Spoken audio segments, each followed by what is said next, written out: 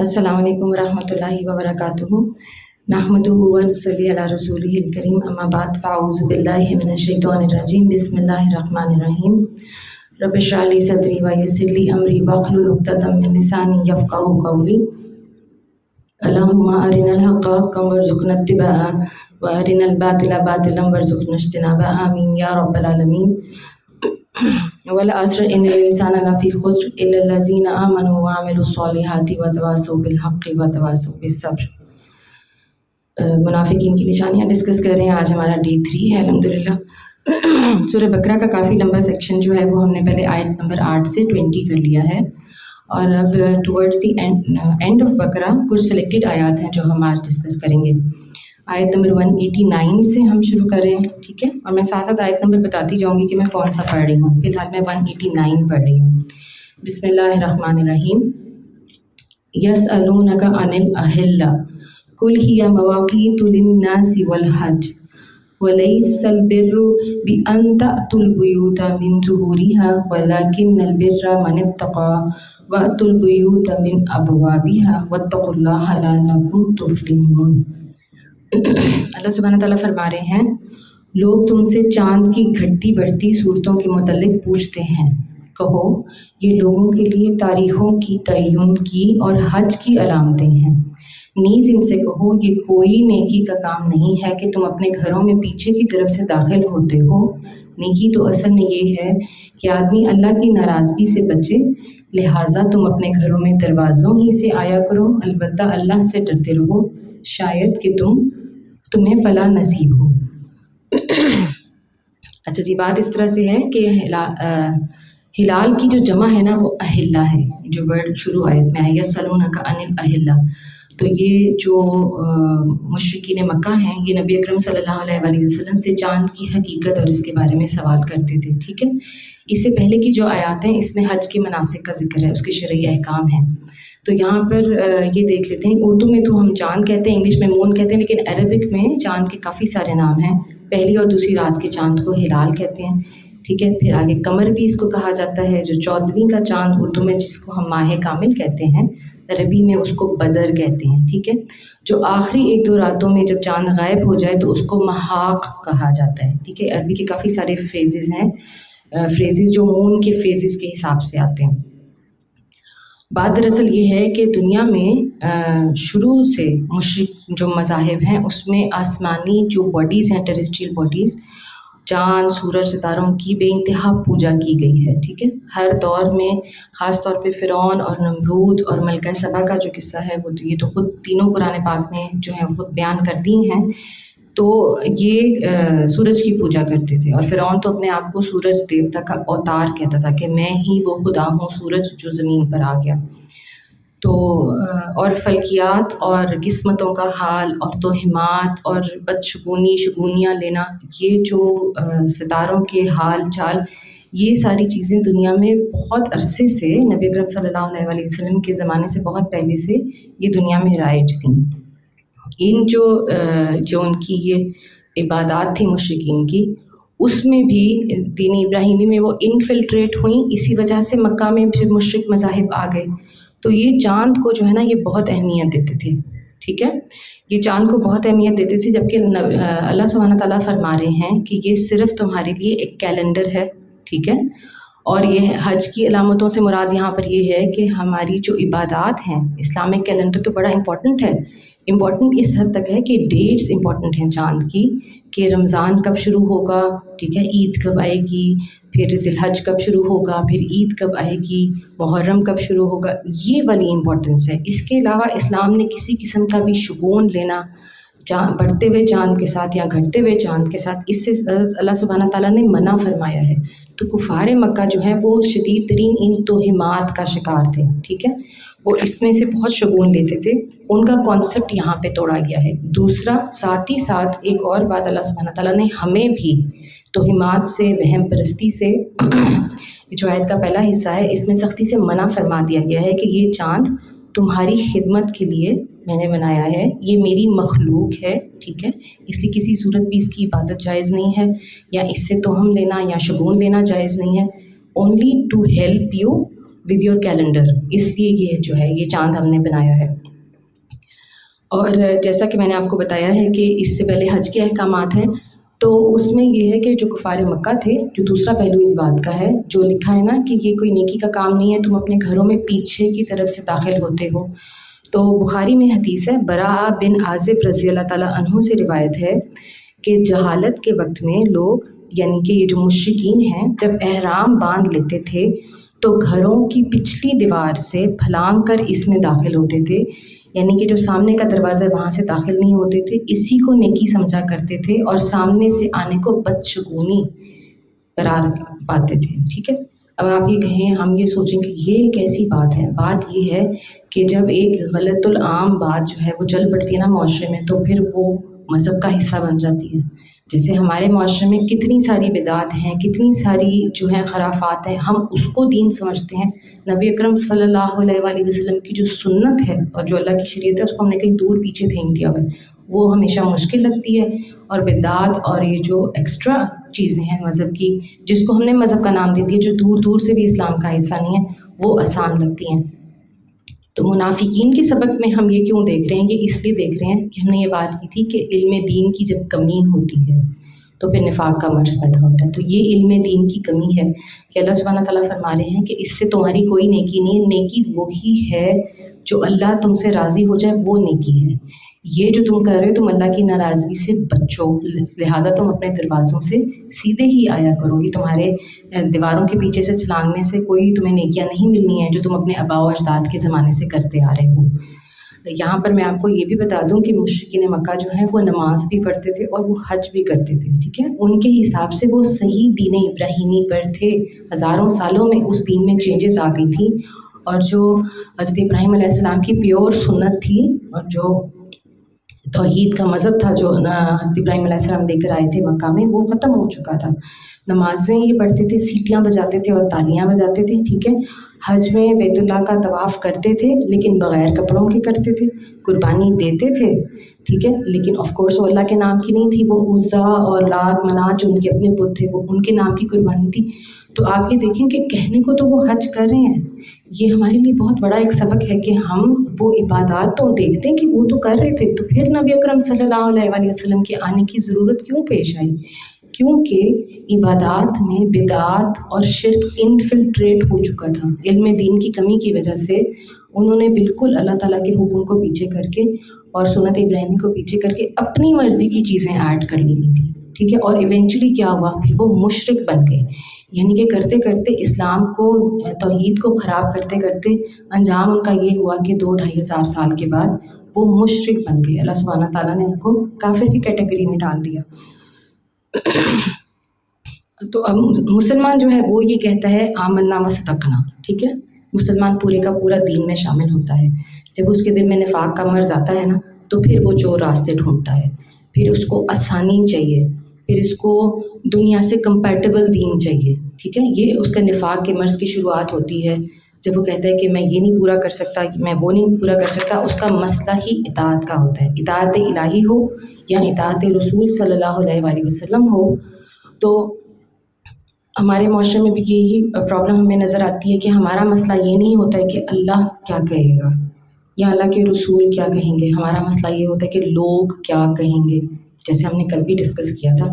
نہ ہمارے غم اللہ سبحانہ تعالیٰ کے حکم کے مطابق ہے، ٹھیک ہے، ہم نے لوگوں کو خوش کرنے کے لیے جمعراتیں کرنی ہیں، 40ویں کرنے ہیں اور نیازیں دینی ہیں، ٹھیک ہے، اور ڈر ہمیں کیا ہے کہ سوشل ایکسیپٹیبلٹی ہمیں مل جائے، ہمارا معاشرہ جو ہے وہ ہم سے خوش ہو جائے، جو ہمارے رشتہ دار ہیں، جو ہمارے نانا دادا کے زمانے سے بلکہ اس سے بھی اوپر کے زمانے سے یہ ساری رسمیں کرتے آئے ہیں، یہ نہ ہو کہ ہم یہ رسم پوری نہ کریں تو ہمارے اوپر یہ لیبل لگ جائے کہ یہ اپنے مردے کے اوپر پیسے نہیں خرچ کر پائے، ٹھیک ہے، یہ عام باتیں ہیں، ہمیں ہر دوسری جب بھی کوئی فوتگی ہوتی ہے یہ الفاظ سننے کو ملتے ہیں، اور جتنا مرضی سب کو سمجھایا جائے کہ یہ اللہ سبحانہ تعالیٰ کا حکم نہیں ہے، یہ دین کا حصہ نہیں ہے 3 دن سے اوپر سوگ کرنا، تو ان کا جواب یہی ہوتا ہے کہ لوگ کیا کہیں گے۔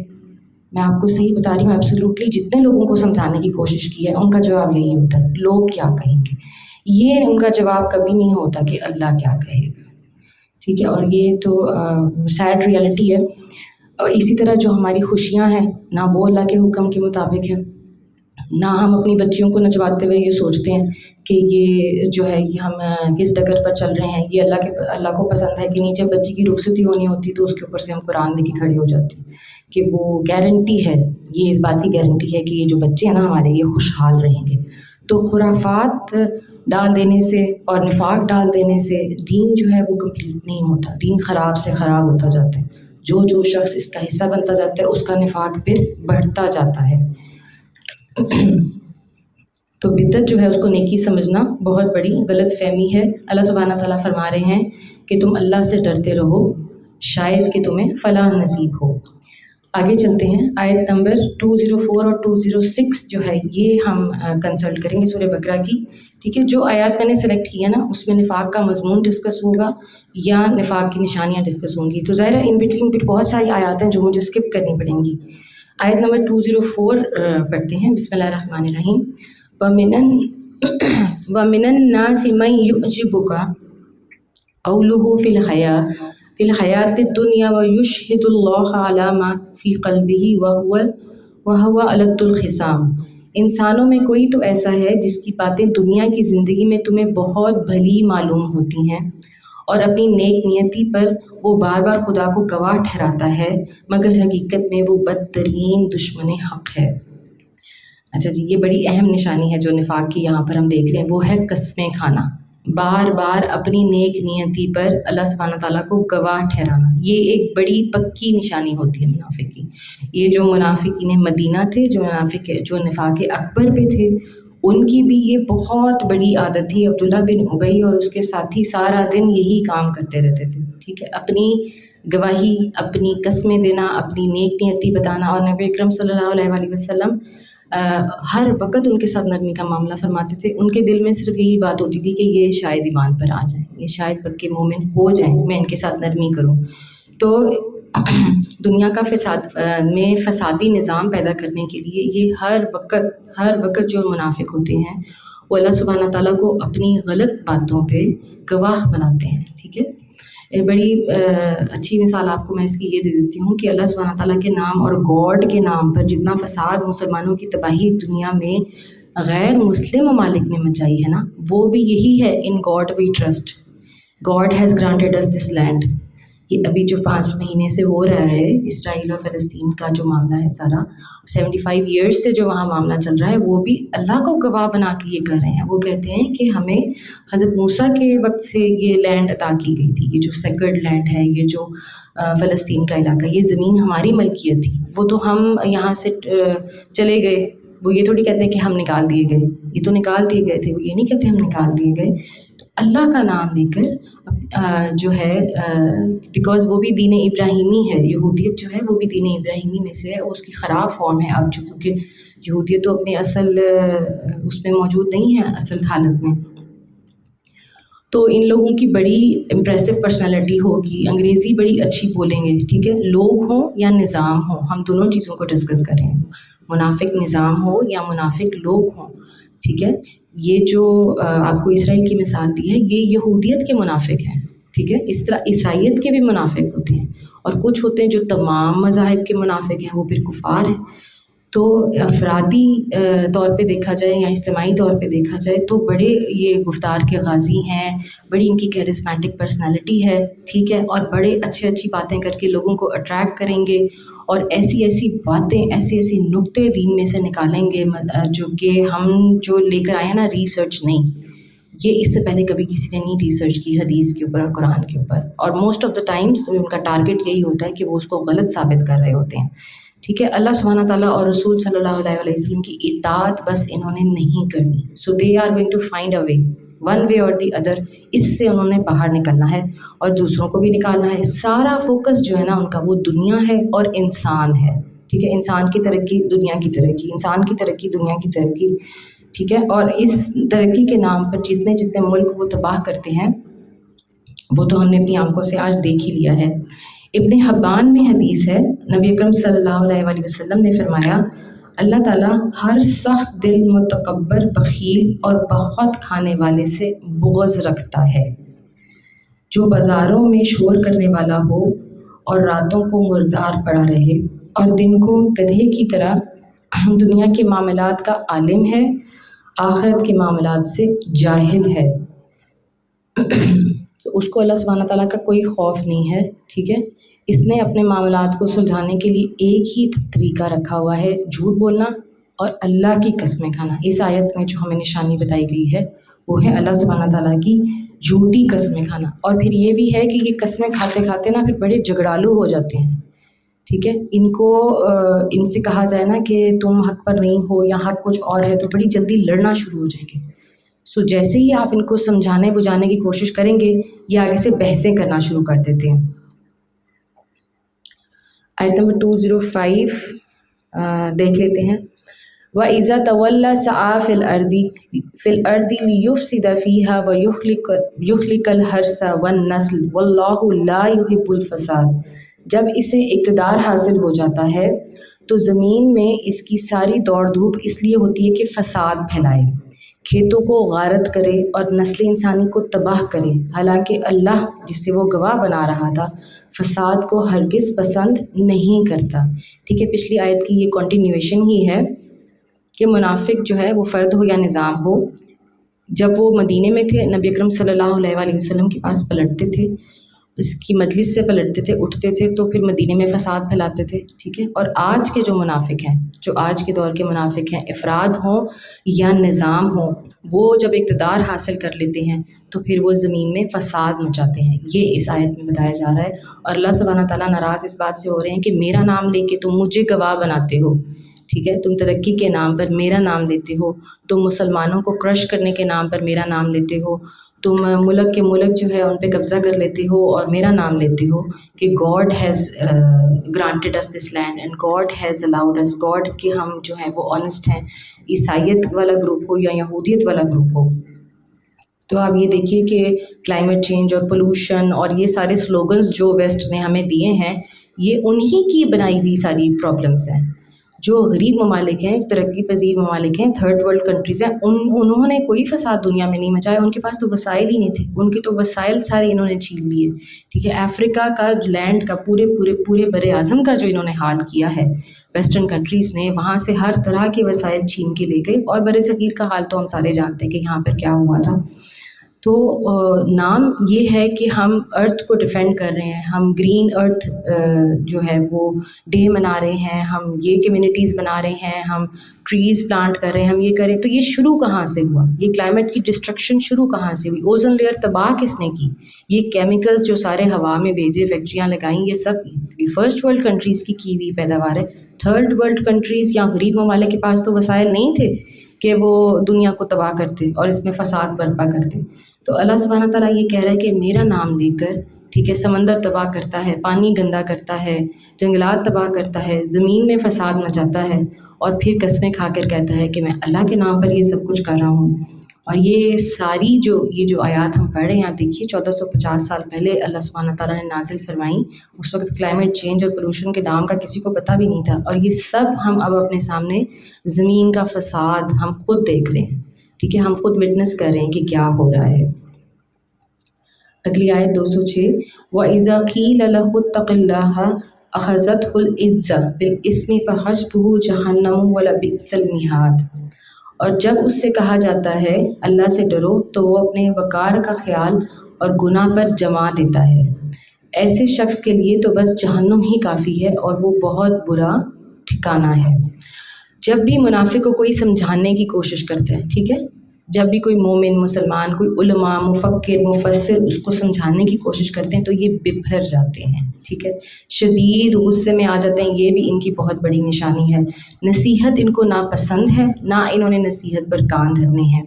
ٹھیک ہے، ہم یہ ذرا دیکھ لیں یہاں، جیسے کہ ہم منافقین کی نشانیاں ڈسکس کر رہے ہیں تو ہم نے ساتھ یہ بھی دیکھنا ہے کہ ہم میں تو یہ مرض نہیں ہے. ہم نے ساتھ ساتھ یہ ضرور دیکھتے جانا ہے، کیونکہ یہی مقصد ہے ہماری اسٹڈی کا، کہ جب آپ کو کوئی کسی چیز پر تنقید کرتا ہے، اگر خدا نخواستہ ہم کوئی غلط کام کر رہے ہیں، ہم پر کوئی تنقید کرتا ہے، تو پھر ہمارا ریاکشن کیا ہوتا ہے. ٹھیک ہے، ہمارا ریئیکشن کیا ہوتا ہے؟ کیا ہمیں برا لگتا ہے؟ کیا ہمیں غصہ آتا ہے؟ یا ہم تنقید کو ایکسیپٹ کرتے ہیں؟ اگر کوئی عالم، کوئی مفکر، کوئی مفسر ہمیں کوئی مسئلہ سمجھانے کی کوشش کرتے ہیں، اہل دین جو ہیں وہ ہمیں کوئی بات سمجھانے کی کوشش کرتے ہیں کہ بے شک یہ رائج العام ہے، لیکن ضروری تو نہیں کہ سب کر رہے ہوں تو وہ صحیح ہو۔ اگر کوئی مسئلہ، کوئی بات، کوئی ایکٹ جو ہے وہ ہمیں سمجھانے کی کوشش کی جاتی ہے تو کیا ہم اس کو اپنی انا کا مسئلہ بنا لیتے ہیں، یا کیا ہم قرآن اٹھا کے کھولتے ہیں؟ کیا ہم اللہ کی کتاب اٹھا کر کھول کے دیکھتے ہیں کہ بچوں کا نکاح کیسے ہونا چاہیے؟ یا خدا نخواستہ جو طلاق کے معاملات ہیں، کیا ہم قرآن سے ڈھونڈتے ہیں؟ کیا ہم وراثت کے معاملات قرآن کریم کے مطابق طے کرتے ہیں؟ یا بس ہم زبانی کلامی لوگوں سے لڑتے ہی رہتے ہیں کہ نہیں یہ تو شروع سے ایسے ہی ہوتا آ رہا ہے، یہ تو ہم نہیں چھیڑ سکتے؟ تو یہ اللہ سبحانہ تعالیٰ بتا رہے ہیں کہ یہ لڑنا جھگڑنا، آگے سے بحثیں کرنا بغیر دین کا علم جانے ہوئے، یہ اس کو جہنم میں لے جانے کے لیے کافی ہے، ٹھیک ہے؟ اور یہ بہت برا ٹھکانہ ہونے والا ہے اس کا، منافق کا۔ اب جو نیکسٹ سیکشن میں آپ کے ساتھ ڈسکس کروں گی وہ سورہ آل عمران کی 3 آیات ہیں، 155، 168 اور 188، ٹھیک ہے جی؟ آل عمران کی آیت نمبر 155 ہے، ان الذین تولوا منکم یوم التقى الجمعان انما استزلهم الشیطان ببعض ما کسبوا ولقد عفا اللہ عنہم ان اللہ غفور حلیم۔ تم میں سے جو لوگ مقابلے کے دن پیٹھ پھیر گئے تھے، ان کی اس لغزش کا سبب یہ تھا کہ ان کی بعض کمزوریوں کی وجہ سے شیطان نے ان کے قدم ڈگمگا دیے تھے۔ اللہ نے انہیں معاف کر دیا، اللہ بہت درگزر کرنے والا اور بردبار ہے۔ اچھا جی، اب یہ جو حصہ صورت ہے، سورہ آل عمران کافی لمبی صورت ہے اور اس میں جو ہے عیسائیوں سے خطاب بیسیکلی بہت زیادہ ہے۔ یہ جو حصہ ہے صورت کا، اس میں جنگ احد کی لڑائی کا ذکر ہے، دس پارٹ آف دا سورہ، ٹھیک ہے؟ یہ جنگ احد سے کنیکٹڈ ہے، اور لڑائی سے جو بھاگ گئے تھے نا، اس میں 2 گروپس تھے جو لڑائی سے بھاگ گئے تھے۔ ایک تو بہت بڑا گروپ آپ کو بتایا تھا جو کہ فساد مچانے، نقصان پہنچانے، مسلمانوں کو ہرانے کے لیے بھاگا تھا وہاں سے، وہ عبداللہ بن ابی اور اس کے 300 ساتھی تھے، ٹھیک ہے؟ یہ ہم نے پہلے بھی ڈسکس کیا۔ تو یہ بہت بڑا گروپ تھا ایک، ٹھیک ہے؟ نہ انہوں نے اللہ سبحانہ تعالیٰ سے معافی مانگی تھی، نہ انہوں نے نبی اکرم صلی اللہ علیہ وآلہ وسلم سے معافی مانگی تھی، نہ یہ شرمندہ ہوئے تھے۔ اللہ سبحانہ تعالیٰ ان سے بہت دیر ناراض رہے تھے، نبی اکرم صلی اللہ علیہ وآلہ وسلم بھی کافی دیر ان سے ناراض رہے تھے۔ اور دوسرا بھی ایک گروپ تھا جو مس انڈرسٹینڈنگ کی وجہ سے، ٹھیک ہے، کیونکہ بیچ میں جو ہیں وہ کافروں کے گھوڑے، مشرکین کے گھوڑے ان کے ایک گروپ کے بیچ میں، فوج کے بیچ میں گھس آئے تھے، اور ایک غلط پکار یا غلط للکار کی وجہ سے کچھ مومنین، سچے مومنین صحابہ کرام جو ہیں وہ یہ سمجھے تھے کہ شاید مدینہ کو ڈیفینڈ مدینہ کے بارڈر سے کرنا ہے، احد سے نہیں کرنا، ٹھیک ہے؟ اور وہ جو ہے وہ غلطی سے مدینہ کی طرف چل پڑے تھے، ٹھیک ہے؟ وہ دوڑ پڑے تھے اور ان کو یہ لگا تھا کیونکہ احد جو ہے وہ اس وقت مدینہ منورہ تو بہت بڑا شہر پھیل چکا ہے نا، اس وقت احد مدینہ سے بہت باہر تھا، ٹھیک ہے؟ تو یہ اللہ سبحانہ تعالیٰ یہاں پر یہ فرما رہے ہیں کہ شیطان نے ان کے قدم ڈگمگا دیے ہوں، یا ٹھیک ہے ان کی بعض کمزوریاں، جو غلطیاں کوتاہیاں مومن سے زندگی میں ہوتی ہیں، گناہ تو ہوتے ہیں انسان سے، اس کی وجہ سے ان سے یہ غلطی سرزد ہوئی، ٹھیک ہے؟ اور وہ جان بوجھ کر پیٹ پھیر کر نہیں بھاگے تھے، اللہ سبحانہ تعالیٰ نے ان کو معاف فرما دیا۔ اللہ سبحانہ تعالیٰ بہت درگزر کرنے والا ہے، لیکن سارا مضمون بعد میں پھر اس طرف ڈائریکٹ کرتا ہے کہ اللہ سبحانہ تعالیٰ نے منافقین کو معاف نہیں کیا تھا، اور مومنین کو تنبیہ یہاں پر کر دی تھی کہ تم پھر ان کے پیچھے مت لگو، اگر تمہارے رسول ان کے ساتھ نرمی سے پیش آ رہے ہیں، اس کا مطلب یہ نہیں ہے کہ تم بھی ان کی طرف بد احتیاطی سے کام لو۔ تو اللہ سبحانہ تعالیٰ نے اس میں یہ بھی فرمایا کہ یہ تمہارے گناہوں کا کفارہ ہے، تم سے جو غلطی ہو گئی احد میں، نہ یہ جنگ جیتی گئی تھی نہ ہاری گئی تھی، ٹھیک ہے؟ احد کی جو لڑائی تھی، اگر ہاری جاتی تو خدا نہ خواستہ مدینے پر قبضہ ہو جاتا، اور جیتی جاتی تو مکہ پر قبضہ ہو جاتا، تو دونوں صورتیں نہیں ہوئی تھی، نہ مسلمانوں کو جیت ملی تھی نہ مشرکین کو جیت ملی تھی۔ اس کے برعکس دیکھیں، بالکل اس کی سے ایک دوسرا رخ ہے بات کا، 168 میں اللہ سبحانہ تعالیٰ فرماتے ہیں الذین قالوا لاخوانہم وقعدوا لو اطاعونا ما قتلوا قل فادرؤوا عن انفسکم الموت ان کنتم صادقین۔ یہ وہی لوگ ہیں، ٹھیک ہے، یہ منافقین کا ذکر ہو رہا ہے، یہ وہی لوگ ہیں جو خود بیٹھے رہے اور ان کے جو بھائی بند لڑنے گئے اور مارے گئے، ان کے متعلق انہوں نے کہہ دیا کہ اگر وہ ہماری بات مان لیتے تو نہ مارے جاتے۔ ان سے کہو اگر تم اپنے قول میں سچے ہو تو خود تمہاری موت جب آئے اسے ٹال کر دکھا دینا۔ یہ دیکھیں کیسے مسلمانوں کا ایمان ہلانے لڑکھڑانے کی کوشش کرتے تھے منافقین، کہ کیا کہہ رہے ہیں کہ دیکھو ہم کتنے اچھے عقل مند تھے، ہم نہ جب خالد بن ولید تھے اس وقت، کیونکہ وہ صحابی نہیں تھے، اس ان کو احد تک تو خالد بن ولید ہی کہا جاتا ہے، انہوں نے جب حملہ کیا پہاڑی سے کتنے صحابہ کرام شہید ہوئے ہیں۔ تو یہ اس مقام پہ اس وقت جب مدینے واپس آئیں تو یہ اس وقت کی ان کی کامنٹس ہیں منافقین کے، کہ دیکھو ہم کتنے عقل مند تھے، عبداللہ بن ابی نے ہمیں سمجھایا کہ یہ جو لڑائی ہے یہ ہمارے باری کی نہیں ہے، ٹھیک ہے، یہ محمد صلی اللہ علیہ وسلم غلط کر رہے ہیں کفار کے لشکر سے اس وقت ٹکر لے کے، تو ہم تو اپنی جان بچا کے مدینے واپس آ گئے، ہم کتنے اچھے اور کتنے عقل مند تھے، تم ہمارے ساتھ ہوتے تو تمہاری جانیں بھی بچ جاتی، اور وہ کتنے بے وقوف ہیں جو وہاں لڑتے رہے اور مارے گئے، ان کو تو پتہ ہی نہیں ہے کہ وہ تو بے وقوف نہیں، وہ تو شہداء عظیم ہیں، جو 70 شہداء ہیں احد کے، وہ تو دنیا کے عظیم ترین شہداء میں شمار ہونے والے، نبی اکرم صلی اللہ علیہ وآلہ وسلم نے ان کی کتنی عظمت بیان کی، اللہ سبحانہ تعالیٰ تا قیامت ان کو یاد رکھواتا ہے، ہم مسلمان جا کے ان کے اوپر فاتحہ پڑھتے ہیں تو ان کے درجات کا تو تمہیں اندازہ ہی نہیں ہے، لیکن وہ ایمان کو ہلانے کے لیے، ٹھیک ہے، کسی طریقے سے یہ لوگ محمد صلی اللہ علیہ وآلہ وسلم کی راہ سے ہٹ جائیں، کسی طریقے سے ایمان سے ہٹ جائیں۔ جو دنیا کا منافق ہے، جو آج کی دنیا کا منافق ہے نا، اس کا بھی یہی کام ہوتا ہے، نہ تو وہ خود عمل کرتا ہے دین کے اوپر، نہ وہ خود صحیح راہ پر عمل کرتا ہے، نہ وہ دوسروں کو کرنے دیتا ہے۔ کوئی اور دوسرا انسان جو دوسرا مسلمان مومن بننا چاہتا ہے، وہ اللہ کے احکامات کو ماننا چاہتا ہے، ٹھیک ہے، اس کو بھی ہٹائیں گے رستے سے، اس کو بھی منع کریں گے کہ جی تم کیا بے وقوفیاں کر رہے ہو، تم کتنے بے وقوف ہو تو کہ تم ہر چیز مان لیتے ہو دین کی، ہر بات تھوڑی ماننے والی ہوتی ہے، معاشرے کے ساتھ بھی تو چلنا ہے، یہ عام بات ہوتی ہے، ٹھیک ہے۔ تو اللہ سبحانہ تعالیٰ یہ کہہ رہے ہیں کہ جب موت تمہارے دروازے پر آ جائے گی تب تم موت کو کیسے ٹالو گے؟ احد میں تو تم بچ گئے، احد سے تو تم نے اپنی موت ٹال لی، بقول تمہارے کہ ہم بچ گئے، ہم بڑے عقل مند تھے، جب موت تمہارے دروازے پر آ کے تمہیں اپنے گھر سے لینے آئے گی پھر تم کیسے بچو گے؟ کیا اللہ کے علاوہ کسی کا اختیار ہے کہ وہ تمہیں موت دے سکے؟ اگلی آیت ہے آیت 188، اللہ سبحانہ تعالیٰ فرما رہے ہیں أَتَحْسَبَنَّ الَّذِينَ يَفْرَحُونَ بِمَا آتَوْا وَيُحِبُّونَ أَن يُحْمَدُوا بِمَا لَمْ يَفْعَلُوا فَلَا تَحْسَبَنَّهُمْ بِمَفَازَةٍ مِّنَ الْعَذَابِ وَلَهُمْ عَذَابٌ أَلِيمٌ۔ تم ان لوگوں کو عذاب سے محفوظ نہ سمجھو جو اپنے کرتوتوں پر خوش ہیں اور چاہتے ہیں کہ ایسے کاموں کی تعریف انہیں حاصل ہو جائے۔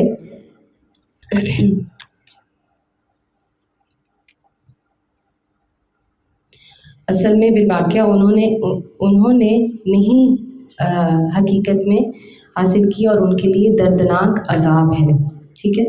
اس آیت میں پہلے یہ ذکر ہوا ہے کہ یہود جو ہیں اللہ سبحانہ تعالیٰ پر جھوٹ باندھتے تھے، ٹھیک ہے، وہ اللہ سبحانہ تعالیٰ پر جھوٹ باندھتے تھے اور نافرمانی کرتے تھے، اور ان پر ایسے خوش ہوتے تھے اپنی نافرمانیاں کر کر اللہ سبحانہ تعالیٰ سے جو خوشی اور اپنے کام کی تعریفیں ہیں نا، وہ یہی کرتے تھے کہ جو ہم نے دین میں ایڈیشنز کی ہیں، جو ہم نے تحریفات کی ہیں نا، ہم بہت عقل مند ہیں، اور جو ہم صدقہ دیتے ہیں اللہ سبحانہ تعالیٰ کو، نعوذ باللہ کہتے تھے کہ اللہ غریب ہے اور ہم غنی ہیں، ہم امیر ہیں کہ اللہ ہم سے صدقے مانگتا ہے، ٹھیک ہے۔ یہ یہودیوں کا کانسیپٹ تھا اور آج بھی ہے۔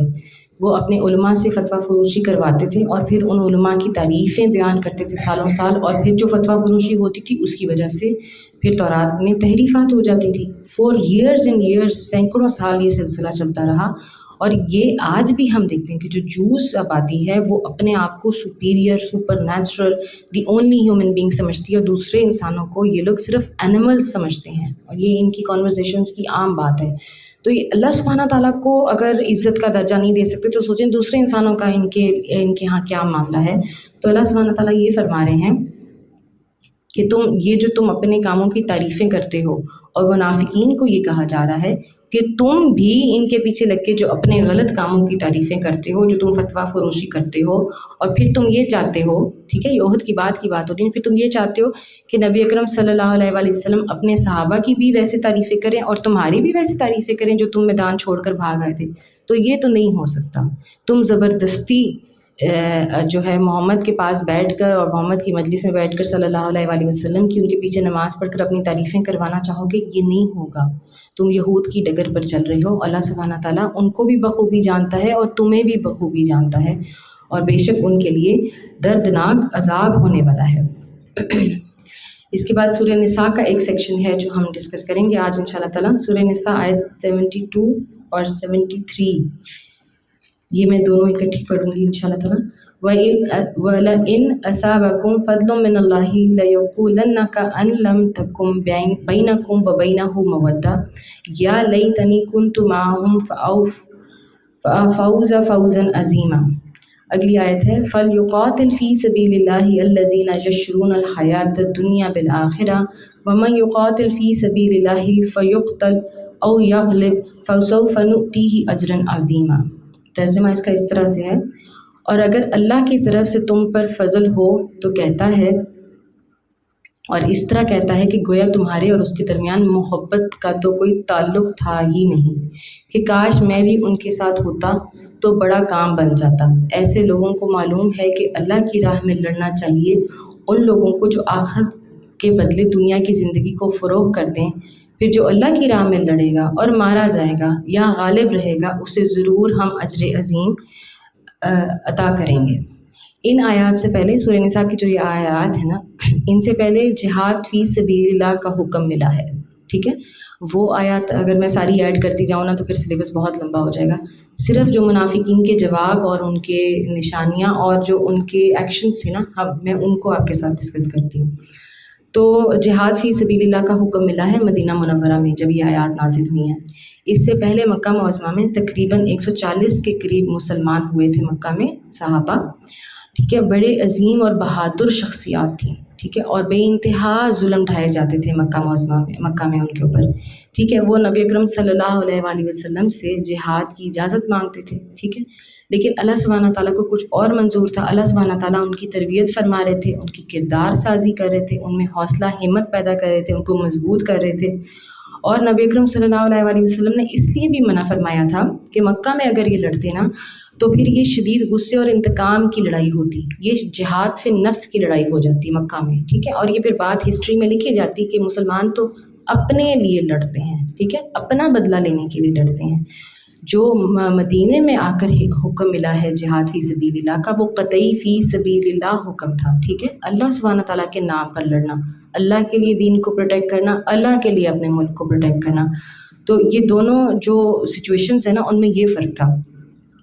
جو یہاں پر ہمیں خبردار یہ کیا جا رہا ہے کہ اللہ تعالیٰ کی راہ میں نکلنے والے جو ہیں وہ ان کو ان خرابیوں اور ان خصلتوں سے بچنا چاہیے۔ کیا ہیں وہ خرابیاں جو ہمیں ان آیات سے سمجھ آتی ہیں؟ کہ اسلام کے کاموں میں سستی دکھانا یا شدت سے یہ شیطان کا حملہ ہوتا ہے، ٹھیک ہے۔ مصروفیت کے بہانے کرتے ہیں منافق، اور ذہنی کاہلی کے بہانے کرتے ہیں، ٹھیک ہے۔ اور جب ان کے اپنے ارادے کمزور پڑ جاتے ہیں تو دوسروں کو بھی جو ہے وہ کمزور کرتے ہیں۔ نہ ان کے اپنے جسم ان کو عمل کرنے دیتے ہیں، نہ ان کے ذہن ان کو اپنے عمل کرنے دیتے ہیں، ٹھیک ہے۔ اور اپنے گھر بیٹھ کر ہی وہ کہتے ہیں کہ بس ہم اپنا اللہ کا نام نہ اپنے گھر سے بیٹھ کر لیں گے، ہم سے محنت نہ کروائی جائے۔ نہ وہ دین کا علم حاصل کرنا چاہتے ہیں، نہ ہی جہاد فی سبیل اللہ کرنا چاہتے ہیں۔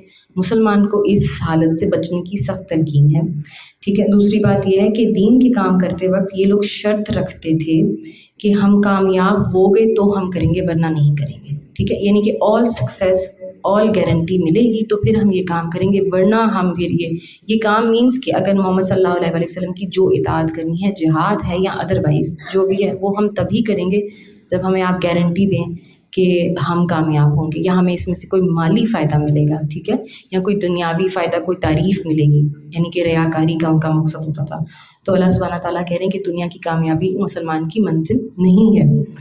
پھر یہ بھی ہے کہ منافق کا یہ کردار ہے، جیسے ہم نے احد کے وقت میں دیکھا تھا کہ جب کوئی مشن یا تحریک کوئی ناکام ہو جاتی ہے نا تو وہ خوش ہوتا ہے کہ شکر ہے میں بچ گیا، ٹھیک ہے، یہ جو لاس ہوا ہے، یہ جو لاس کاز ہے، میں اس کا حصہ نہیں بنا، تو میں گھر بیٹھ کے میں نے اپنی جان بچا لی، ٹھیک ہے۔ یہ اس کے اوپر ہم نے ابھی آیت دیکھی ہے آل عمران کے اندر۔ یہ بھی منافق کا طرز عمل ہے، اس سے بھی مسلمان کو بچنا چاہیے۔ اور جو لوگ جسمانی ذہنی مشکل اذیت اٹھاتے ہیں ان کے لیے بھی یہ لوگ یہ کہتے ہیں کہ یہ جو گروہ ہے نا مسلمانوں کا، یہ ایکسٹریمسٹ ہے۔ ہر اسلامی تحریک کے پیچھے انہوں نے یہ سلوگن اٹیچ کر دینا ہے ایکسٹریمزم کا، ٹھیک ہے، بغیر یہ دیکھے ہوئے کہ کون سی تحریک درست ہے، کون سی سچی ہے، کون سی جو ہے اللہ سبحانہ تعالیٰ کے دین کی سر بلندی کے لیے۔ ان کو ہر تحریک اسلام کی گھٹیا لگے گی، ہر ان کو جو کاز ہے وہ بری لگے گی، چاہے وہ فلسطین کے لیے کھڑے ہونا ہو، چاہے وہ کشمیر کے لیے کھڑے ہونا ہو، یا چاہے مدینہ کے ڈیفینس کے لیے کھڑے ہونا ہو. تو منافق کی یہ بات ہوتی ہے. جیسے آپ یہ فار ایگزامپل یہ دیکھیں کہ جو ہمارا اکنامک سسٹم ہے بیسیکلی وہ سودی نظام پر چلتا ہے. ٹھیک ہے، کوئی بزنس مین یا کوئی دکاندار یا کوئی عام انسان یہ فیصلہ کرتا ہے کہ میں نے اس سسٹم سے باہر آنا ہے. ٹھیک ہے، وہ سودی نظام سے اپنی انویسٹمنٹ نکالتا ہے، یہ وہ انڈیپینڈنٹ بزنس کرنا چاہتا ہے، یا بڑی مشکل سے اس نے قرضہ اتارا ہے بینک کا فار ایگزامپل، وہ بھی سودی نظام تھا. تو مومن کا جو طریقہ ہے نا وہ بالکل ڈفرینٹ ہوگا. وہ اس کو سراہے گا، وہ اس کو ہمت دے گا، وہ کہے گا اللہ تمہارے لیے آسانی پیدا کرے گا، اللہ سبحانہ تعالیٰ تمہارے لیے برکت پیدا کرے گا. منافق جو ہے نا وہ یہ نہیں کہے گا، اس نے یہ کہنا ہے کہ کیا ضرورت ہے، تم نے اپنا اتنا نقصان کروا لیا، چھوڑو. کیا تم ہر وقت جو ہے وہ اللہ اللہ کرتے رہتے ہو اور مفتی صاحب کرتے رہتے ہو، تم ہر چھوٹی چھوٹی بات کے لیے چلے جاتے ہو علماء کے پاس پوچھنے کے لیے. ساتھ اس کو پھر گارنٹی بھی چاہیے. ٹھیک ہے، وہ یہ بھی ایک تو یہ دوسروں کو وہ کرے گا، ڈی موٹیویٹ کرے گا، اور اپنے لیے اس کو گارنٹی یہ چاہیے کہ اچھا حضرت صاحب یہ بتائیں کہ اگر میں یہ سودی نظام میں سے اپنے پیسے نکالوں کیا میرے مال میں فراوانی آئے گی، کیا مجھے ترقی ملے گی؟ پہلے یہ گارنٹی دیں پھر میں اللہ کا حکم مانوں گا. یا پھر کیا میری بیٹیاں اگر حجاب کرنا شروع کر دیں گی تو کیا ان کو بہترین رشتے ملیں گے؟ آپ گارنٹی دیں، بتائیں کہ اچھے نیک گھرانوں کے رشتے ان کو ملیں گے. ایسا تو نہیں ہوگا کہ ان کی عمریں ہو جائیں گی. اللہ تعالیٰ کے لیے اس نے کوئی قربانی نہیں دینی. مفتی صاحب یہ بتائیں کہ اگر میں مسجد جانا شروع ہو جاؤں گا کیا میری ساری بیماریاں دور ہو جائیں گی؟ بیماری دور کرنا مفتی صاحب کے ہاتھ میں تو نہیں ہے، اللہ سبحانہ تعالیٰ کے ہاتھ میں. تم سچے دل سے اللہ سے صحت مانگو تو صحیح. اس کو پہلے دنیاوی گارنٹیز چاہیے منافق کو.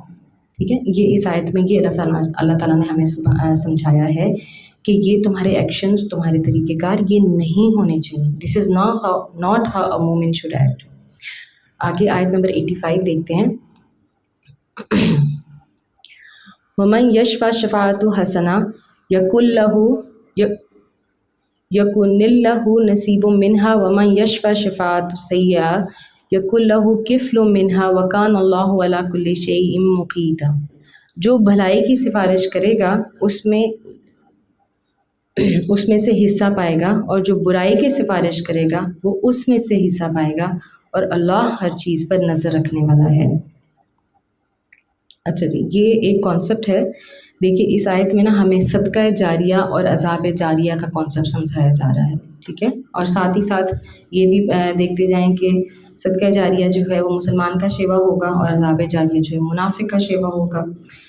اس بات کو سمجھنے کے لیے یہ ذکر کرنا ضروری ہے کہ نبی اکرم صلی اللہ علیہ وآلہ وسلم نے ہمیں ہر وقت تعاونوا علی البر والتقوی ولا تعاونوا علی الاثم والعدوان کی نصیحت کی ہے. یعنی کہ نیکی اور تقوی کے کاموں میں ہمیشہ تعاون کرو، یہ آپ صلی اللہ علیہ وسلم کی حدیث ہے.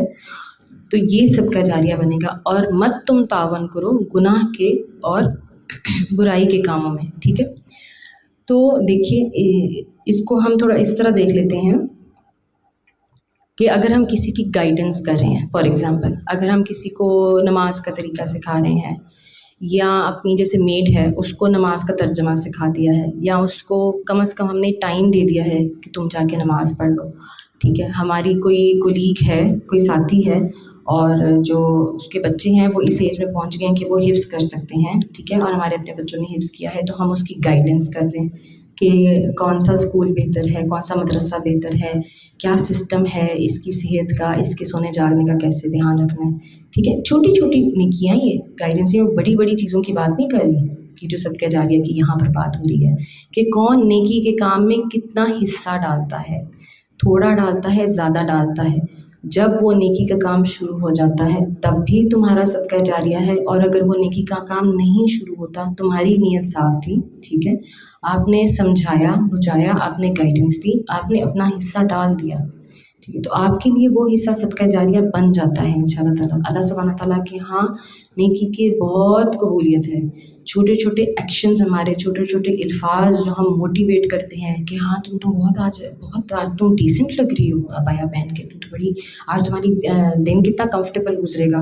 ٹھیک ہے، جیسے ہم ایک دوسرے کو مشورے دیتے تھے اسکول میں، مجھے یاد ہے کہ اچھا چلو اچھا ہے کپڑے آئرن کرنے سے جان چھوٹ گئی، یا چلو اچھا ہے کوئی بات نہیں، کبھی کبھی انسان نائٹ شوٹ میں آ جاتا ہے. یہ چھوٹی چھوٹی چیزیں ہیں کہ موٹیویٹ کرنے کے لیے. کیا موٹیویٹ کرنے کے لیے؟ یہ موٹیویٹ نہیں کرنا کہ کپڑے نہیں استری کریں. موٹیویشن یہ کہ ابایا پہننا شروع کر دیا، ٹھیک ہے، کسی آپ کی ساتھی نے، کسی نے اپنی بچیوں کو حجاب کروانا شروع کر دیا، ٹھیک ہے، کسی نے اپنی شادیوں کو سمپل کر دیا، ٹھیک ہے، نکاح جو سنت نکاح کا طریقہ ہے اس کے اوپر لے آئے ہم کسی کو.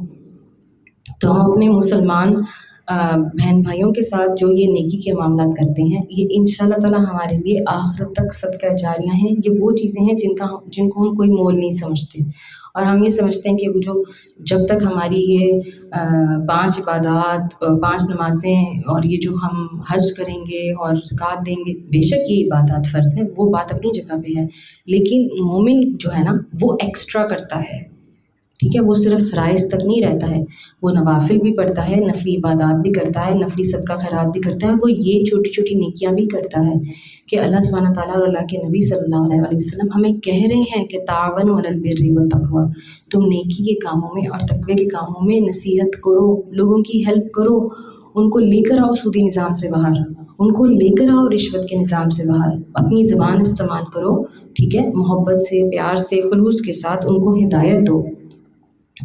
تو اللہ سبحانہ تعالیٰ کی خیر ہی خیر اور رحمت ہی رحمت ہے، یہ ہے شفاعت حسنہ، ٹھیک ہے. اور جو دوسری بات ہے جو عذاب جاریہ کی بات ہے، اللہم لا تجعلنا منہم، ربنا لا تجعلنا منہم، عذاب جاریہ کی جو بات ہے نا وہ بڑی سخت ہے. وہ اس طرح سے ہے کہ اگر ہم نے ایک لفظ سے بھی کسی کی حوصلہ شکنی کر دی، ٹھیک ہے، کہ یہ کیا تم نے چادر کا لبادہ اوڑھ لیا ہے، یہ تم کیا مولانی بن گئی ہو، اور بچوں کو کہنا کہ تم کیا مولوی بن گئے ہو، تمہیں پتہ ہے سارے مولوی جو ہیں وہ دھوکہ دیتے ہیں، جھوٹ بولتے ہیں، یہ کیا تم نے داڑھی رکھ لی ہے، کیا تمہاری ڈریسنگ کیسی ہو گئی ہے، تم نے ٹخنوں سے اوپر کر لی ہے اپنی شلواریں. چھوٹی چھوٹی چیزیں ہیں، اور یہ ہم عام دن میں دیکھتے ہیں کہ عام طور پر ہمارے معاشرے میں یہ الفاظ کہے جاتے ہیں اور سوچے سمجھے بغیر کہے جاتے ہیں، ٹھیک ہے. یہ بڑے جرائم، گناہ کبیرہ کی، شرک کی، قتل کی باتیں نہیں ہو رہی ہیں، چھوٹے چھوٹے گناہوں کی باتیں ہو رہی ہیں. جب آپ کی وجہ سے کوئی ڈی موٹیویٹ ہوا، اس کی حوصلہ شکنی ہوئی، تو وہ نمبر ایک بات تو یہ کہ وہ حجاب اتارے نہ اتارے، آپ کو تو گناہ ملنا شروع ہو گیا کہ آپ نے اس کی حوصلہ شکنی شروع کر دی، اس کے دل میں آپ نے بیج بو دیا نفاق کا، آپ نے اس کے دل میں بیج بو دیا نافرمانی کرنے کا، ٹھیک ہے، حوصلہ شکنی شروع کر دی. اور اگر آپ کے کہنے کی وجہ سے، آپ کے مشورے کی وجہ سے خدا نخواستہ وہ بچہ جو ہے وہ مسجد آنا چھوڑ دیتا ہے، ٹھیک ہے، وہ اپنی داڑھی شیو کر لیتا ہے، وہ بچی حجاب اتار دیتی ہے، یا کوئی ہماری ہمسائیں تھیں انہوں نے جو اپنی شادی سادگی سے کی تھی، اب وہ اس کے اوپر ملامت ان کو ہو رہی ہے، اگلے بچے کی شادی پھر وہ ناچ گانے کے ساتھ کرتی ہیں، تو یہ گناہ سرزد ہو گیا. اگر وہ شخص اس گناہ پہ توبہ نہیں کرتا تو وہ قیامت تک آپ کے لیے عذاب جاریہ ہے، ہمارے لیے اور آپ کے لیے. یہ کتنی سخت بات ہے کہ ہم اس کی پرواہ بھی نہیں کرتے، ہم سوچتے بھی نہیں ہیں اس بارے میں کہ ہمارا جو ایک لفظ ہے وہ کسی کے عمل کو کہاں سے کہاں پہنچا سکتا ہے، نیکی کے عمل کو کہاں کتنے درجات مل سکتے ہیں، اور جو گناہ کا عمل ہے وہ تا قیامت، اور اس کے بعد جب ہمارا حساب لکھا جائے گا، اگر وہ شخص توبہ نہیں کرتا، وہ بچی جو حجاب اتار لیتی ہے وہ توبہ نہیں کرتی، دوبارہ حجاب نہیں پہنتی، تو تا عمر جب تک اس کا سر ننگا ہے اس کا عذاب اس کو بھی مل رہا ہے، اور جس نے حوصلہ شکنی کی تھی اس کو بھی ملے گا، ٹھیک ہے. یہ ہمارا جو معاملہ ہے صدقہ جاری اور عذاب جاریہ کا، یہ ہمارے مرنے کے بعد ختم نہیں ہو جانا. اس کا مطلب ہے کہ یہ ان لوگوں کی زندگی تک جاری رہنا ہے جب تک وہ عمل کرتے رہے، نیک یا بد، ٹھیک ہے، وہ نیک عمل کرتے رہے، انشاءاللہ ہمارے لیے صدقہ جاریہ ہے. اللہ سبحانہ تعالیٰ ہماری اولاد کو صدقہ جاریہ بنائے، ہمارے ہمسایوں کو، ہمارے ساتھیوں کو، جن کو ہم نیکی کی تلقین کرتے ہیں ان کو ہمارے لیے صدقہ جاریہ بنائے. اور اللہ سبحانہ تعالیٰ بچائے ہمیں ایسے الفاظ سے جس کی وجہ سے وہ الفاظ ہمارے لیے عذاب جاریہ بن جائیں، کہ اگر اس نے توبہ نہیں کی اس شخص نے، ٹھیک ہے، ہمارے کہنے سے کوئی قتل تو نہیں کر لے گا، ہمارے کہنے سے تو کوئی قتل نہیں کرے گا نا، لیکن اگر صرف اتنا ہی کہہ دیا ہاں تم صحیح کہہ رہے ہو، ٹھیک ہے، اس کا گناہ اور بڑھ گیا، اس کے دل میں جو جذبہ تھا گناہ کا وہ اور بڑھ گیا، اور وہ پھر قتل سرزد کرے یا نہ کرے، جو ہم نے اس کا گناہ بڑھایا ہے نا وہ ہمارے لیے عذاب جاریہ ہے، نعوذ باللہ. تو اللہ سبحانہ تعالیٰ ہمیں اس کیفیت سے بچائے. آیت نمبر 138 اور 139 ہے، بشر المنافقین بأن لهم عذابا علیما الذین یتخذون الکافرین اولیاء من دون المؤمنین ایبتغون عندهم العزة فإن العزة للہ جمیعا. اور جو منافق اہل ایمان کو چھوڑ کر کافروں کو اپنا رفیق بناتے ہیں انہیں یہ مزدہ یعنی کہ انہیں یہ خبر سنا دو کہ ان کے لیے دردناک سزا تیار ہے۔ کیا یہ عزت کی طلب میں ان کے پاس جاتے ہیں؟ حالانکہ عزت تو ساری کی ساری اللہ سبحانہ تعالیٰ کی ہی ہے۔ ترجمہ پڑھ کے ہی ہمیں سچویشن سمجھ آ گئی ہوگی، منافقین مدینہ کی بھی سچویشن سمجھ آ گئی ہوگی، اور آج کی سچویشن بھی دیکھ لیتے ہیں۔ ہم دونوں زاویوں سے دیکھ لیتے ہیں کہ جو منافقین اللہ سبحانہ تعالیٰ کہہ رہے ہیں ایمان والوں کو چھوڑ کر، مسلمانوں کی مجلس کو چھوڑ کر، نبی اکرم صلی اللہ علیہ وآلہ وسلم کی تبلیغ اور باتوں کو اور احادیث کو دھتکار کر کفار کے پاس جا جا کر بیٹھتے تھے، ان کو اپنا دوست بناتے تھے، ان کو اپنا ساتھی بناتے تھے، ان کو اپنی رفاقت کا یقین دلاتے تھے، ان کے لیے یہ بشر المنافقین ہے، ان کے لیے عذاب علیمن اللہ سبحانہ تعالیٰ نے سنا دیا ہے کہ بہت بڑا دردناک عذاب تمہارے لیے میں نے تیار کیا ہوا ہے۔ اور جو آج کے دور کے منافق ہیں، جو دنیا میں غیر مسلم تہذیبوں سے اور کفار سے اور مشرکین سے، جیسے آپ یہ سمجھیے کہ حسرت کی نظر سے ان کو دیکھتے ہیں کہ اچھا یہ ان کی لائف کتنی کلرفل ہے، اسلام تو بڑا سخت ہے، ہمارا دین تو بڑا مشکل ہے جی، ہمیں تو پاکی ناپاکی کا، طہارت کا اتنا خیال رکھنا پڑتا ہے، 5 دفعہ تو ہمیں نماز پڑھنی پڑتی ہے، دنیا کے کام کرنے کا ہمیں وقت نہیں پڑتا۔ ٹھیک ہے، یہ منافق کے دل کی عام کیفیت میں آپ کو بتا رہی ہوں۔ ٹھیک ہے، ہم کسی کے دل کے اندر تو نہیں جھانک سکتے، لیکن ہم اپنے دل کے اندر تو جھانک سکتے ہیں کہ کیا ہم عبادت سے بیزار تو نہیں ہیں، کیا ہمیں جو کفار کا ناچنا گانا جو ہے ہم اس کو اچھا سمجھتے ہیں کہ برا سمجھتے ہیں، کیا ہم اور ہمارے بچے اس سے اٹریکٹ امپریس ہوتے ہیں، یا کیا اس کو برا، چاہے دل میں ہی برا سمجھتے ہیں، کیا برا سمجھتے ہیں کہ نہیں، کیا اللہ کی نافرمانی ہمیں پسند تو نہیں آتی خدا نخواستہ۔ ٹھیک ہے، کیا جو ہے جیسے کچھ معاملات اس طرح ہوتے ہیں ویسٹرن کنٹریز میں کہ اپنے کولیگس کو خوش کرنے کے لیے، اپنے باسز کو خوش کرنے کے لیے نعوذ باللہ خدا نخواستہ مسلمان شراب تک پیتے ہیں، ان کی ناچ گانے کی محفلوں کا حصہ بنتے ہیں، ان کا ایمان کمزور ہے، ان میں نفاق ہے، وہ کفار سے اٹریکٹ بھی ہیں، ان کو خوش بھی کرنا چاہتے ہیں۔ ٹھیک ہے، یہ بھول جاتے ہیں کہ اللہ رازق ہے، اللہ نے تمہاری نوکری قائم رکھنی ہے، اس باس کے ساتھ شراب پینے سے تمہاری نوکری قائم نہیں رہنی ہے۔ ٹھیک ہے، پھر اگر مسلمان کفار کو دیکھ کر اور جو ہے وہ منافقین کو دیکھ کر بے لباس، بے حیا، بے حجاب ہو جائیں، اپنی نمازیں چھوڑ دیں یا مسجدوں میں جانا چھوڑ دیں، کھلم کھلا اگر حرام کی طرفداری کر رہے ہیں تو یہ منافق ہیں۔ ٹھیک ہے، یہ ان کا نفاق ہے، یہی ان کی اللہ سے دوری ہے، اور اس کو لیبل لگا دیتے ہیں لبرلزم کا۔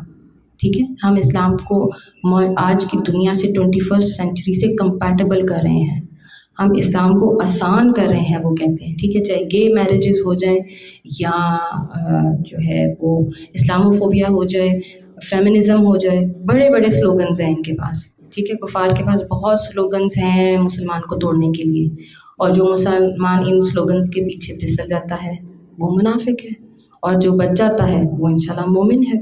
بڑی عام جو ہے وہ اللہ سبحانہ تعالیٰ نے بڑا سیدھا رستہ بتا دیا ہے کہ تم اللہ اور اللہ کے نبی کے پیچھے چل رہے ہو تو تم مسلمان ہو، اور تمہیں کفار اٹریکٹ کر رہے ہیں تو تم منافق ہو، اتنی سی بات ہے۔ اور تمہارے لیے خبر میں نے دے دی ہے کہ عذاب علیم ہے، یہ عذاب تمہارا کم نہیں ہونا۔ ٹھیک ہے، جب کووڈ-19 آیا تھا تو مجھے یاد ہے اس سے بالکل تھوڑا سا پہلے پیرس میں کیمپین چلی تھی، اینٹی حجاب کیمپین اور اینٹی ویل کیمپین چلی تھی، بڑا فائن ہو رہا تھا لیڈیز کو، مسلمان لیڈیز کو، وہاں پر بڑا مشکل وقت آیا ہوا تھا، تھوڑے عرصے کے بعد کووڈ آ جاتا ہے دیکھیے، اور وہ کہتے ہیں جی اس وقت ماسک پہنے بغیر نا وہ آپ چل نہیں سکتے، آپ موو نہیں کر سکتے، گھر سے باہر نہیں نکل سکتے، اتنی سوشل ڈسٹینسنگ چاہیے۔ اب یہ سوچیں کہ اس وقت ماسک پہن کے کیا ایکسٹریمزم نہیں ہو رہا، اس وقت ماسک پہن کے کیسے کمیونیکیشن ہو رہی تھی، سب کی باتیں سنی جا رہی تھی، سمجھی جا رہی تھی، چہرے پہچانے جا رہے تھے ماسک کے ساتھ، تب کیسے کام ہو رہے تھے۔ مسلمان عورت جب ماسک پہن لیتی ہے، جب ویل پہن لیتی ہے تو اس کو کہتے ہیں کہ یہ تو ایکسٹریمسٹ ہے، یہ اوپریسڈ ہے، اس کے ساتھ ظلم ہو رہا ہے، اس کی آئیڈینٹی چھپائی جا رہی ہے۔ ٹھیک ہے، اور یہ سوشل سیکیورٹی کو خطرہ ہو سکتا ہے کہ پتہ نہیں اس ویل کے پیچھے کون ہے۔ یہی تو سارے سلوگنز ہیں، اور یہ سلوگنز جب مسلمانوں میں انفلٹریٹ ہوتے ہیں تو پھر منافقین کی جماعت جنم لیتی ہے کہ کسی طریقے سے نا ہم ان احکام کو ٹھنڈا کرتے ہیں۔ ٹھیک ہے، اور جو یہ والا معاملہ ہے منافقین کا، وہ آپ یہ دیکھیں گے کہ ہر معاشرے کے ہر طبقے میں آپ کو ملے گا۔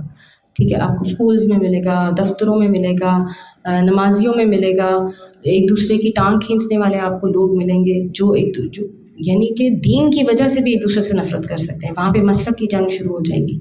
اور بڑے صغیر میں جتنی مسلک کی جنگ ہے اتنی دنیا میں کہیں پر نہیں ہے. ٹھیک ہے، مسجدوں میں ایک دوسرے کے پیچھے پڑے ہوں گے، ایک جو نمازی ہے وہ فلانے مولانا صاحب کے پیچھے نماز پڑھے گا، دوسرے کے پیچھے نہیں پڑھے گا. مسلمان ہیں سارے. یہ نفاق ہے، یہی ہمارا نفاق ہے کہ ہم تو نماز یکجا ہو کے ایک جگہ نہیں پڑھ سکتے. ہمیں اس پہ بھی اعتراض ہے کہ اس مسجد کے امام صاحب کون ہیں. تو آپ دیکھیے کہ سارا جو بلیم ہے نا وہ کفار پر نہیں ہے، ہماری اپنی غلطیاں کوتاہیاں ہیں، ہماری اپنی یہ ایکشنز ہیں جس کی وجہ سے اللہ سبحانہ تعالیٰ کہہ رہے ہیں کہ عذاب علیم ہے. سورہ نساء ہی چل رہی ہے، آیت نمبر 140 ہے. وَقَدْ نَزَّلَ عَلَيْكُمْ فِي الْكِتَابِ أَنْ إِذَا سَمِعْتُمْ آيَاتِ اللَّهِ يُكْفَرُ بِهَا وَيُسْتَهْزَأُ بِهَا فَلَا تَقْعُدُوا مَعَهُمْ حَتَّى يَخُوضُوا فِي حَدِيثٍ غَيْرِهِ إِنَّكُمْ إِذًا مِثْلُهُمْ إِنَّ اللَّهَ جَامِعُ الْمُنَافِقِينَ وَالْكَافِرِينَ فِي جَهَنَّمَ جَمِيعًا. اللہ سبحانہ تعالیٰ فرما رہے ہیں اللہ اس کتاب میں تم کو پہلے ہی حکم دے چکا ہے کہ جہاں تم سنو کہ اللہ کی آیات کے خلاف کفر بکا جا رہا ہے اور ان کا مذاق اڑایا جا رہا ہے وہاں نہ بیٹھو جب تک کہ لوگ کسی دوسری بات میں نہ لگ جائیں. اب اگر تم ایسا کرتے ہو تو تم بھی انہی کی طرح ہو. یقین جانو کہ اللہ منافقین اور کافرین کو جہنم میں ایک جگہ جمع کرنے والا ہے. دیکھیے اس آیت بڑی شفاف جو ہے وہ انسٹرکشنز ہمیں نظر آ رہی ہے. ایک تو منافقین اور کافروں کا انجام اکٹھا کر دیا ہے. ٹھیک ہے، یعنی کہ جو اسلام کی ڈگر سے ہٹتا ہے، جس کے دل میں نفاق کا مرض ہے، اللہ سبحانہ تعالیٰ نے اس کو دیکھیے چاہتے نہ چاہتے کافر کا درجہ دے دیا. ٹھیک ہے، ہم اس کو لیبل نہیں کر سکتے کہ وہ کافر ہے، لیکن اللہ سبحانہ تعالیٰ کہہ رہے ہیں کہ انجام کافروں کے ساتھ ہوگا. اور وجہ کیا ہے کہ تم اللہ سبحانہ تعالیٰ کی آیات میں یا تو تم ٹیڑھ نکالتے ہو یا مذاق اڑاتے ہو، یا جو مذاق اڑتا ہے ان محفلوں کا صرف حصہ بنتے ہو. ٹھیک ہے، اتنی کیئرفل رہنے کی یہاں پہ تلقین اللہ سبحانہ تعالیٰ فرما رہے ہیں. اس سے پہلے جو ہے آیت نمبر سورہ انعام جو ہے آیت نمبر 68 وہ اس سے پہلے نازل ہوئی تھی، اس آیت سے پہلے نازل ہوئی تھی. وہاں پر یہ حکم آ چکا تھا کہ جس مجلس اور محفل میں اگر اسلام اور اس کے احکام کا مذاق اڑایا جا رہا ہو تو مومن کی دینی غیرت کا تقاضا ہے کہ وہ وہاں سے اٹھ جائے. ٹھیک ہے، مدینہ طیبہ کی یہ دونوں آیات ہیں، لیکن وہ حکم جو سخت ہے وہ پہلے آ چکا تھا. یہ اس کے بعد اس کی آپ یہ سمجھیں کہ اس کو امپوز کرنے کے لیے اور اس پہ زور دینے کے لیے اللہ سبحانہ تعالیٰ یہاں پر بات فرما رہے ہیں کہ کوشش کریں کہ پہلے سمجھانے کی کوشش کریں. اللہ تعالیٰ کی آیات کا مذاق میمز بنتے ہیں، کارٹونز بنتے ہیں دینی احکام پر. رمضان میں کتنے میمز بنتے ہیں آپ کو پتہ ہے، رمضان کے اوپر ٹک ٹاکس بنتی ہیں، نبی اکرم صلی اللہ علیہ وسلم کی احادیث پر بھی بنتی ہیں. یہ بڑی کوئی حیرت کی بات نہیں ہے، پورا گروپ ہے لوگوں کا، کمیونٹیز ہیں جو اس پہ کام کرتی ہیں. ان کو ایجنڈا دیا جاتا ہے to make fun of Muhammad صلی اللہ علیہ وسلم، نعوذ باللہ، to make fun of Islam, to make fun of Allah. یہ ان کا مشن ہوتا ہے. ٹھیک ہے، اور پھر ہم اور ہمارے بچے اس کو پھیلانے میں پورا حصہ دیتے ہیں. جتنے ویوز ہوتے ہیں اتنا وہ پھیلتی ہے چیز، تو ہم جانتے ہیں.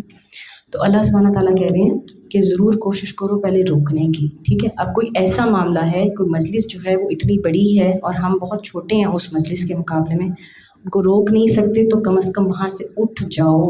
تمہارا بیٹھا رہنا، یہ غیبت کی محفل کے لیے بھی نبی اکرم صلی اللہ علیہ وسلم نے فرمایا ہے کہ تمہارا بیٹھا رہنا اس بات کا ثبوت ہے کہ تم اس میں شامل ہو، چاہے تم اپنے منہ سے کوئی الفاظ نہ ادا کرو.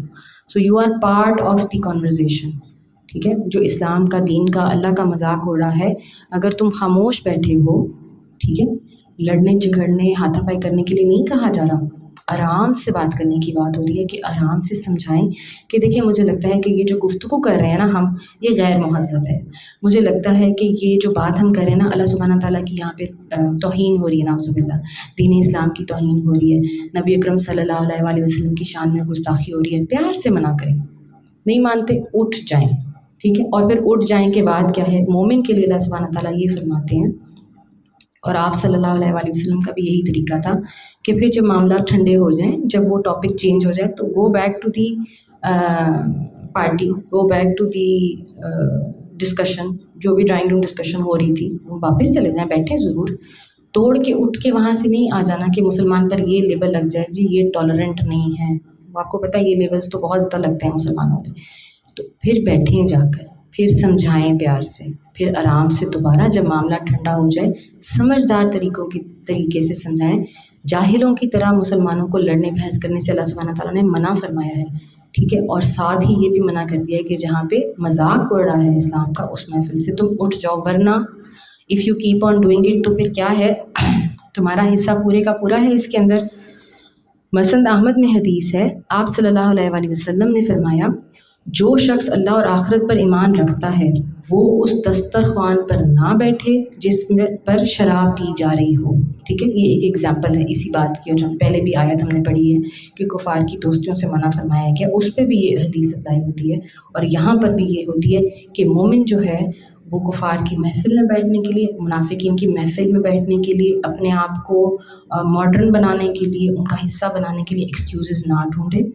جہاں اس کی مارجن، اس کی باؤنڈری ہے یہ کہ میرے اللہ، میرے نبی، میرے دین کا جب مذاق اڑایا جا رہا ہے تو یہ بھی میری باؤنڈری ہے، یہ میں آپ کو کراس نہیں کرنے دوں گا. اوکے، آپ کو میں سمجھا رہا ہوں، آپ چپ نہیں ہوتے، میں اٹھ کے چلا جاتا ہوں، کوئی بات نہیں، یو کیری آن. پھر وہ چپ ہو جائیں تو پھر آئیں محبت سے، پیار سے بیٹھ کے پھر سمجھائیں، تاکہ وہ خدا نہ خواستہ آپ جس گناہ میں ملوث ہیں، جس کا شکار ہیں، وہ ہو سکتا ہے آپ کے کہنے سے پھر وہ باز آ جائیں. کسی کے دل کا کوئی پتہ نہیں ہوتا کہ آپ کے کہنے سننے سے کوئی ایک انسان بھی شاید جو ہے وہ راہ راست پر آ جائے. اور اللہ سبحانہ تعالیٰ کی ناراضگی مزید یہ کہ منافقین کو کفار کے ساتھ انجام دے دیا گیا ہے، دونوں کو جہنم میں اکٹھا جمع فرما دیا جائے گا، نعوذ باللہ. اگلی آیت میں اللہ سبحانہ تعالیٰ فرماتے ہیں الذین یتربصون بکم فإن کان لکم فتح من اللہ قالوا الم نکن معکم وإن کان للکافرین نصیب قالوا الم نستحوذ علیکم ونمنعکم من المؤمنین فاللہ یحکم بینکم یوم القیامہ ولن یجعل اللہ للکافرین علی المؤمنین سبیلا. وہ منافق تمہارے معاملے میں انتظار کر رہے ہیں. کیا انتظار کر رہے ہیں؟ کہ اونٹ کس کروٹ بیٹھتا ہے. اگر اللہ کی طرف سے فتح تمہاری ہوئی تو آ کر کہیں گے کہ کیا ہم تمہارے ساتھ نہ تھے. اگر کافروں کا پلہ بھاری رہا تو ان سے کہیں گے کیا ہم تمہارے خلاف لڑنے پر قادر نہ تھے، اور پھر بھی ہم نے تو تم کو مسلمانوں سے بچایا. بس اللہ ہی تمہارے اور ان کے معاملے کا فیصلہ قیامت کے روز کرے گا، اور اس فیصلے میں اللہ نے کافروں کے لیے مسلمانوں پر غالب آنے کی ہرگز کوئی سبیل نہیں رکھی ہے. منافقین نے جتنی بھی غزوات میں مسلمانوں کو نقصان پہنچایا نا، یہ اس ساری کا خلاصہ یہاں پر اللہ سبحانہ تعالیٰ نے بیان کر دیا ہے. ساتھ ہی ساتھ یہ بھی بات ہے کہ ہم نے پورے صراط والی بات کل ڈسکس کی تھی کہ جب نور وہاں پہ دیا جائے گا تمام مسلمانوں کو، وہاں پہ بھی انہوں نے یہی کھلواڑ کرنا ہے مومنین کے ساتھ، اپنی زبان کی، اپنی چرب زبانی، اپنے جو ہے پرسنالٹی کا اثر، اور بولنا، قسمیں کھانا، باتیں کرنا. بات تو ان سے جتنی مرضی کروا لو، جھوٹ بلوا لو، وعدے توڑوا لو، قسمیں کھوا لو، اتنا بولیں گے کہ ڈیفینیٹلی سامنے والے بندے کو یقین ہونا شروع ہو جاتا ہے کہ ہاں شاید میں ہی غلط ہوں، یہی صحیح ہے. ٹھیک ہے، بیٹھ کے دل میں اسلام کے زوال کا یہ لوگ انتظار کرتے ہیں منافقین کہ اچھا چلو جان چھٹی. یہ اتنا جو ہماری حکومت ہے نا، اس نے اس فلانے معاملے کے لیے بڑی سختی کر دی تھی، زکوٰۃ دینے کے لیے بڑی سختی کر دی تھی. آپ کو پتہ ہے کتنے لوگ ہیں جو اس بات کے اگینسٹ ہے کہ ہماری زکوٰۃ کیوں کاٹی جاتی ہے. ٹھیک ہے، ان کی اپنی ریزنز ہوں گی، لیکن اگر ہماری حکومت، اگر کوئی اسلامی حکومت یہ ایکشن لے رہی ہے تو پھر وہ کٹنے دیں زکوٰۃ. لیکن وہ اس کے پیچھے پرابلم یہ ہوتی ہے کہ پتہ نہیں ہوتا کہ یہ زکوٰۃ کس کے پاس سے لی جائے گی. ٹھیک ہے، تو ان کو نہیں پسند ہے، ان کو اسلام کی کوئی ترقی پسند نہیں ہے. ٹھیک ہے، شریعت کی امپلیمنٹیشن ان کو نہیں پسند ہے. ان کی جان نکل جائے گی اگر ان کے سامنے یہ بات ہو کہ شرعی حکومتی نظام آنا چاہیے. They don't want such a thing. بالکل بھی ان کو ویسٹرن نظام چاہیے، ان کو برٹش لا چاہیے. ٹھیک ہے، اور اس کے اوپر ہی یہ لوگ خوش ہیں. وہی جو زندگی کا سٹائل ہے وہ ان کو چاہیے.